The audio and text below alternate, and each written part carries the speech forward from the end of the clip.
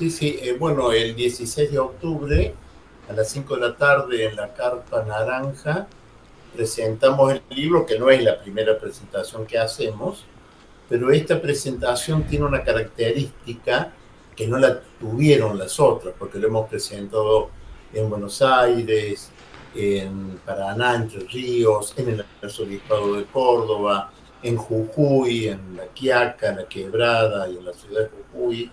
Lo hemos presentado en Carlos Paz. Tiene una característica en este sentido. Ha adherido por unanimidad el Consejo Deliberante de Córdoba a la presentación de este libro, lo cual es un aliciente, es una buena perspectiva, no para el libro, aclaremos, sino para el contenido del libro, que es lo que transmite el Papa Francisco en sus mensajes, diría prácticamente diarios.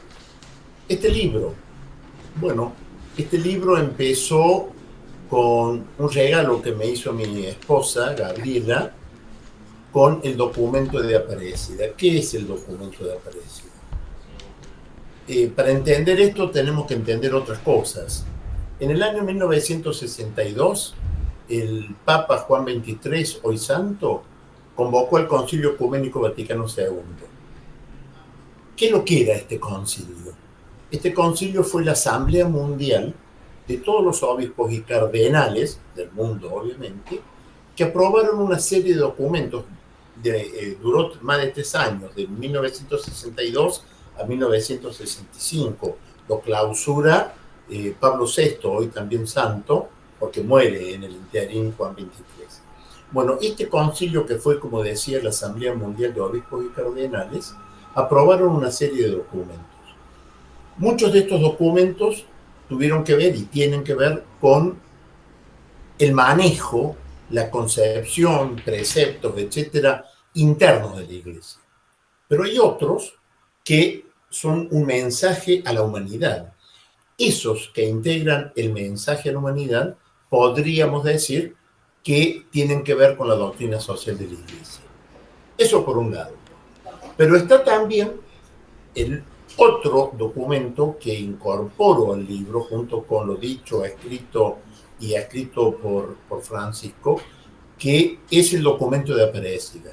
El documento de Aparecida viene a ser el concilio regional de América Latina y el Caribe, todos los obispos y cardenales de América Latina, que aprobaron un solo documento y que lleva el nombre de la ciudad donde se llevó a cabo.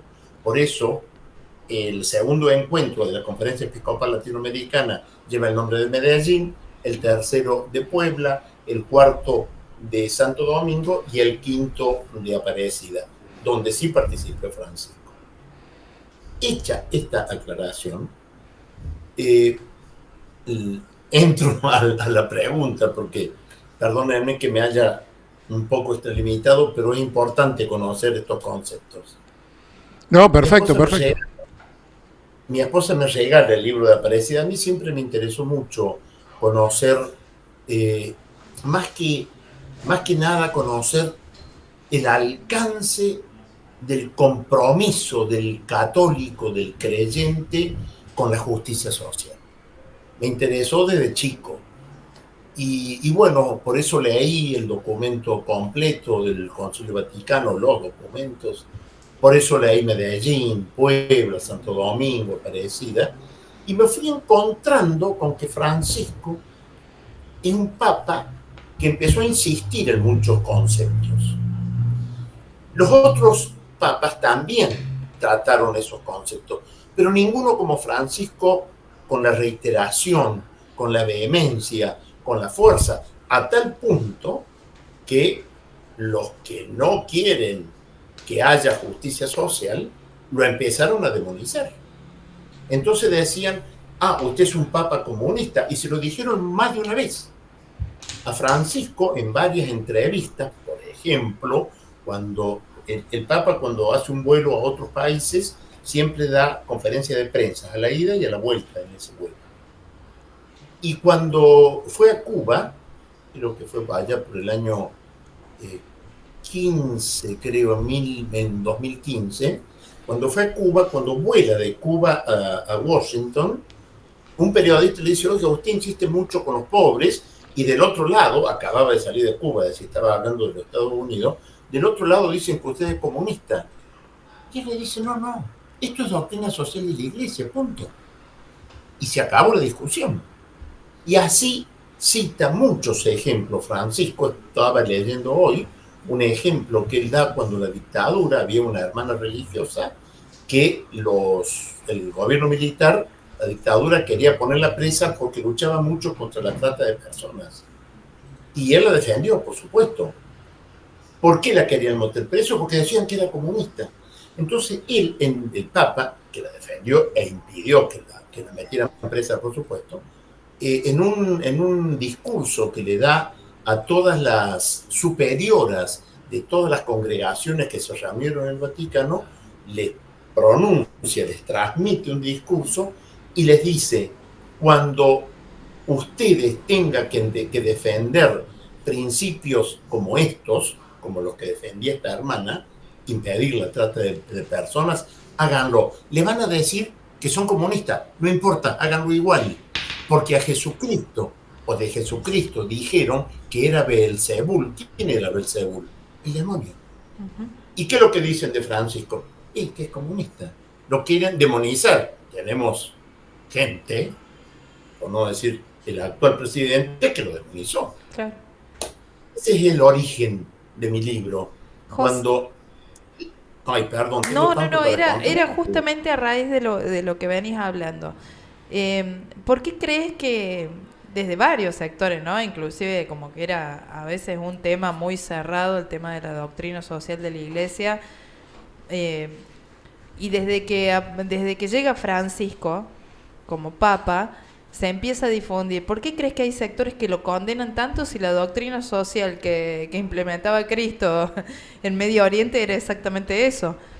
Lo que predica en la Biblia es eso. ¿Y por qué lo condenan a Francisco siendo el representante de la Iglesia Católica? De Cristo en la tierra. Exacto. Mira. El libro te voy a explicar un poquitito nomás. Tiene una característica, y si quieres llamarle una virtud. En el libro yo no opino de Francisco. Yo transcribo a Francisco. Exacto. Por eso Francisco me manda la carta que me manda y me pide en el tercer párrafo que lo divulgue. Sí. Se han escrito, me comentan después, como más de 40 libros sobre Francisco, pero todos los libros opinan de Francisco. En este no, yo no opino, salvo en la conclusión, que sí es de mi pertenencia, pero esa conclusión, que ya te la comento, llega también con el libro a manos de Francisco, o sea que está bendecida la conclusión por la carta que le manda Francisco. Bien, ¿por qué lo condenan a Francisco? El centro, ustedes no conocen, pero les transmito esto. El Concilio Ecuménico Vaticano II, aquel de todos los cardenales y obispos del mundo, sí, consideró y declaró que los pobres están en el centro del Evangelio, son el corazón del Evangelio. Por lo tanto, si hay pobres, es porque hay pobreza. Y si hay pobreza, es porque hay causas que originan la pobreza. Y si hay causas que originan la pobreza, hay que combatir las causas que originan la pobreza. ¿Y cómo se combaten esas causas? Con el compromiso político. ¿Por qué? Porque la política es la expresión más sublime de la caridad. ¿Lo dijo Francisco? No, lo dijo Pío XI en 1927. Sí. Pero claro, este compromiso político, la política es la expresión más sublime de la caridad porque busca el bien común. Por lo tanto, si este Papa, lo hicieron también los otros, pero no con la vehemencia, no con la cantidad de veces, no con la fuerza como lo hace Francisco, pero si este Papa defiende a los pobres y está reclamando, junto con otros sectores de la Iglesia y con otros papas también, si está reclamando que se luche contra la pobreza, que se defienda la paz, que se defienda la justicia social, que se defienda y se cuide la naturaleza, ¿a quién no le conviene? Hay un pequeño sector privilegiado que todo eso no le conviene. porque afecta sus intereses, porque afecta sus privilegios. Tendría para hablarles mucho tiempo de esto, porque hay expresiones de Francisco, hay expresiones incluso de Benedicto XVI, de Juan Pablo II, que los sectores interesados en perjudicarlo a Francisco tratan de ocultarlo, incluyendo sectores dentro de la iglesia. Exacto. Incluyendo sectores. Acabo de invitar a la presentación del libro un querido amigo, que vive muy bien, entonces no le importa el resto, la indiferencia por el otro, y que me dice que él no lo quiere, Francisco. Claro. ¿Cómo lo va a querer si como cristiano le está diciendo, che, no es suficiente con ayudar con una limosna? Porque lo dice Francisco, y lo dice Benedicto XVI también, y lo dicen los otros papas, pero Francisco lo dice muchas veces. No es suficiente con ayudar con una limosna. Tenemos que ir a las causas de la injusticia y combatirlas y transformarlas. ¿Con quiénes? Como dice el Concilio Vaticano II, con todos los hombres de buena voluntad. Todos, no excluye a nadie. Que quede claro este concepto. Unidad y organización. Así es. ¿Un poco claro? Así es. Clarísimo.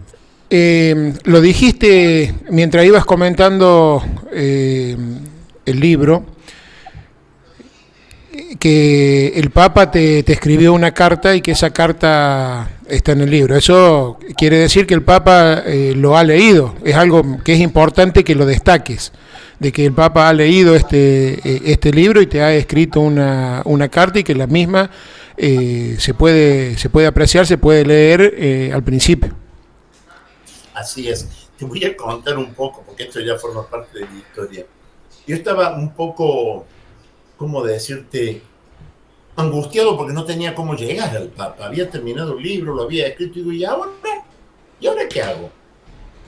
Y no se me ocurre mejor. Había visto un programa en la televisión donde lo había visto el Gato Silvestre en una entrevista que le hace el Papa, que le hizo varias, y digo, ¿y cómo llego al Gato Silvestre? Y en un programa político o informativo lo había visto el Gato Silvestre con Carlos Heller. Entonces digo, tengo que llegar a Carlos Heller para que Carlos Heller me represente el gato, para que el gato me abra las puertas del Vaticano. Entonces dije, ¿y quién es el nombre de Carlos Heller en Córdoba? Del Instituto Movilizador de Fondos Cooperativos. Pablo Martín Tizeta. Una persona que no es creyente me abrió las puertas del Vaticano, aunque vos no lo creas. Porque Pablo Tizeta, lo llamo, le digo, Pablo, necesito hablar con vos. Bueno, venite el lunes a las 3 de la tarde. No nos terminamos de sentar en un bar que funciona o está abajo de la oficina del instituto. No nos terminamos de sentar, que le suena a él el teléfono. Lo atiende y no termina de decirle, che, mira, acá estoy con un loco igual que vos que ha escrito un libro sobre el Papa. Se ve que el otro le dijo, pásamelo ya. Y me presenta por teléfono a Rodolfo Jesús Pérez. Para mí un ilustre desconocido. Rodolfo Pérez, un queridísimo amigo, era y sigue siendo un militante de la Alameda.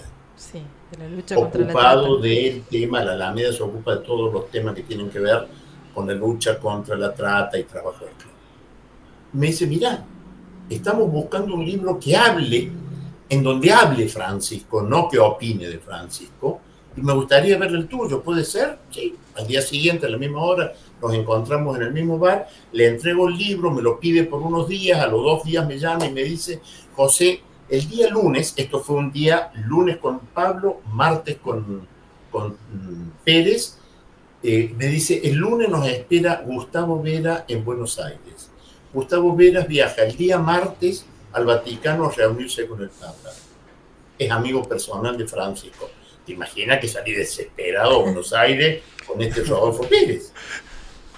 Llegamos, nos reunimos, y me dice de entrada Gustavo Vera, y lo conocí, me dice, mira, tengo 1 hora nada más, porque es muy trabajado Gustavo. Me dice, tengo 1 hora nada más, listo, vamos al grano. Pero te voy a aclarar algo antes de empezar. Iba con ese libro, había hecho imprimir otro nuevo, porque yo iba con el borrador del libro, con el primer libro que estaba corregido, todavía no lo había terminado de corregir. Y había llevado ese y uno nuevo sin corregir. Pero bueno, por lo menos que le entreguen uno decente a Francisco.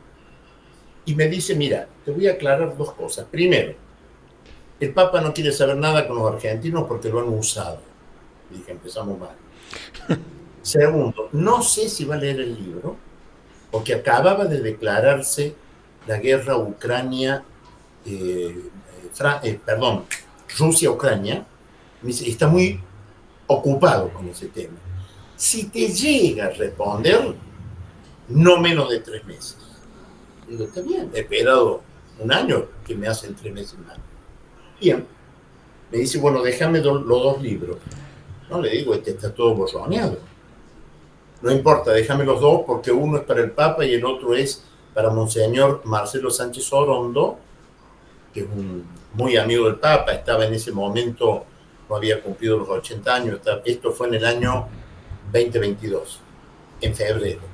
No había cumplido los 80 años, así que todavía estaba como secretario, presidente, no sé cómo es el cargo, de la Pontificia Academia de Ciencias Sociales del Vaticano. Bueno, le di los 2, no tenía otro. Esto fue 20 y algo, el lunes 20 y algo de febrero del 22, el martes ese viaja Gustavo Vera y el jueves o viernes le entrega el libro al Papa. Me informan de eso y yo me quedo en mi casa. A fines de abril, enero, febrero, marzo, a fines de marzo me llega una carta que me trae mi mujer, la leemos con mi esposa y era la carta de Francisco, fechada el 7 de marzo.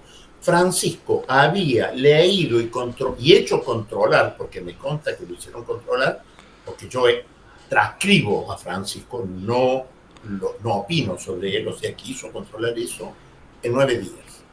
En 9 días me contesta. Impresionante. Y en la carta que me manda, me pone 3 conceptos.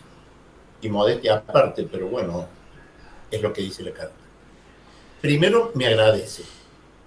Segundo, me felicita.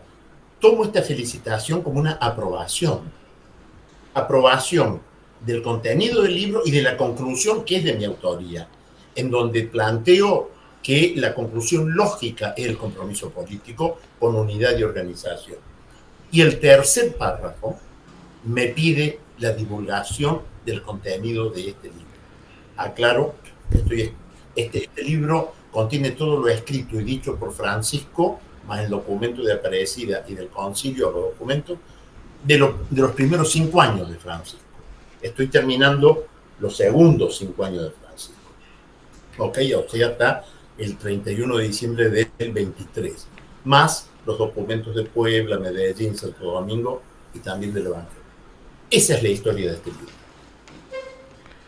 ¿Los cansé? Realmente no. Espectacular. Atrapa, José. Muy buena. Y te comento que Pérez, Rodolfo Pérez, ha sido un entrevistado de Tiembla la Casta hace un tiempo atrás. Ah, qué bueno. Qué bueno, un gran amigo, un militante de acero inoxidable, porque no se oxida, sigue militando, haya vientos y marea, haya ciclones. Una gran persona, igual que Pablo. Yo a Pablo Martín Tisera, a Rodolfo Pérez y a Gustavo Vera les llamo el trío Providencia. Yo soy creyente, obviamente. Pablo no, pero Pablo está empezando a ver que la providencia me dice, algo hay, Pepe, algo hay. Está cambiando Pablo Martín Tisera, que aprovecho para mandar.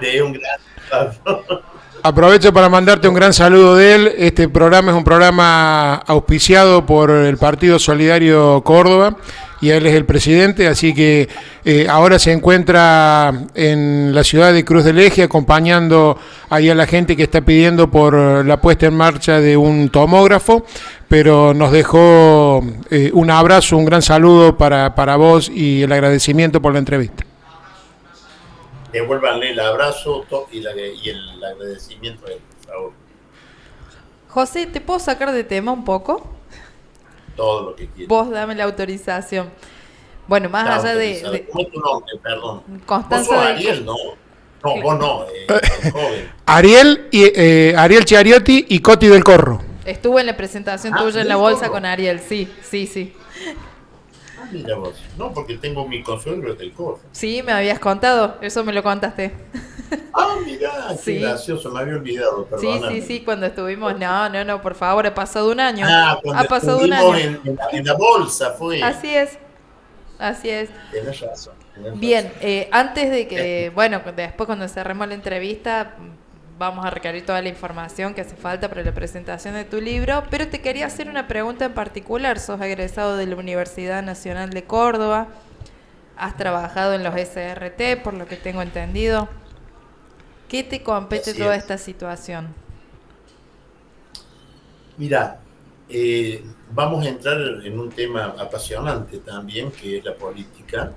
El libro es de un total y absoluto contenido político. Exacto. Dentro de ese contenido político, de ese mensaje político que transmite Francisco, está el cuidado de la educación. O sea, tiene un tema específico en el primer capítulo del libro que habla de educación. Y hay una cuestión muy interesante que a pocos se lo he escuchado decir, que Francisco reclama a los educadores que le transmiten a sus educados y a sus educandos espíritu crítico. Entonces lo vamos a analizar con ese espíritu. Muy bien. Esto que está ocurriendo ahora con la educación, el desfinanciamiento de las universidades, la no aplicación del presupuesto en el área educativa, tiene un objetivo. Tiene crear más ignorancia para impedir que un pueblo no ignorante, es decir, conocedor, impida la aplicación de medidas económicas y por ende sociales, culturales y políticas y impida que ese pueblo ignorante no enfrente esas medidas. ¿Ok? Ese es el objetivo que persigue este desgraciado gobierno. Tan lejos de la justicia social y de la doctrina social, justamente. Nada que ver. Nada. Nada que ver. Vos Están las sabés que antípodas. uno de los primeros temas es la coherencia de los cristianos. Sí. Y me encuentro con cristianos más incoherentes que Satanás, te puedo decir, porque solamente Satanás puede decir las cosas que tantos cristianos dicen. Mire, me ha pasado a mí de mandarlo a mi hijo a una de las escuelas católicas más importantes de Barrio General Paz y le bajaba en línea de que tenía que votar a Milei, que era el que había dicho que Francisco era el enviado del diablo a la tierra. Es de terror, es de Sí. terror. Hay otro tema que está, creo que en el capítulo 2, ¿sí? Que es la colonización. Es un tema, digamos, lo analiza y lo plantea con una claridad Francisco que realmente provoca al que está a favor de la colonización, provoca la reacción para tildarlo de cualquier cosa, comunista lo de menos, digamos, decirle que es Satanás, bueno, pobre gente, pobre gente. La verdad que el libro es digno de ser leído y el trabajo del Papa Francisco en todos sus años de pontificado y también cuando ha sido en su papado, tanto en su papado como cuando ha sido obispo en Buenos Aires es realmente admirable. Así que recomendamos la lectura de este libro. José, de manera breve, te pediría si nos podés adelantar algo de las conclusiones que están en el libro, como para ir dándole un cierre a la entrevista, que es muy interesante. Me encantaría hablar muchísimo tiempo más con vos, pero bueno, la radio tiene un tiempo y hay una segunda entrevistada. Así que, pero no quisiera que cerráramos sin que puedas hablar de las conclusiones, de tus conclusiones sobre este libro y sobre el Papa, por supuesto. Mira, la conclusión es muy sencilla. Ya te la comenté al comienzo cuando dice el Concilio Ecuménico que en el centro del Evangelio, que el corazón del Evangelio son los pobres. Es tan fuerte este concepto que el documento de Aparecida, es decir, Quinta Conferencia Episcopal Latinoamericana, en el documento de Aparecida, en el apartado 257, expresa textualmente esto que te voy a decir ahora. Dice así: en la defensa de los derechos de los excluidos, los pobres son excluidos, en la defensa de los derechos de los excluidos se juega la fidelidad de la Iglesia a Jesucristo. Fuertísimo ese concepto. Bien, en el centro, en el corazón del Evangelio están los pobres. Si hay pobres es porque hay pobreza. Si hay pobreza es porque hay causas que originan la pobreza. Por lo tanto, hay que combatir y luchar contra las causas que dan origen a la pobreza. ¿Cómo? Esta es la conclusión, ¿eh? ¿Cómo se combate? A través del compromiso político. ¿Por qué? Porque la política es la expresión más sublime de la caridad, porque busca el bien común. Después podríamos hablar, pero voy a desarrollar un poco más el día miércoles, en qué consiste, según la doctrina social de la Iglesia, ese bien común. Bien, compromiso político. ¿De qué manera? Con unidad y organización. Bueno, vamos a hacer eso. Unidad y organización con todos. Compañeros, correligionarios, camaradas. Para nosotros, los católicos, hay un término que nos une a todos. Hermanos. Hermanos. Ese es el objetivo.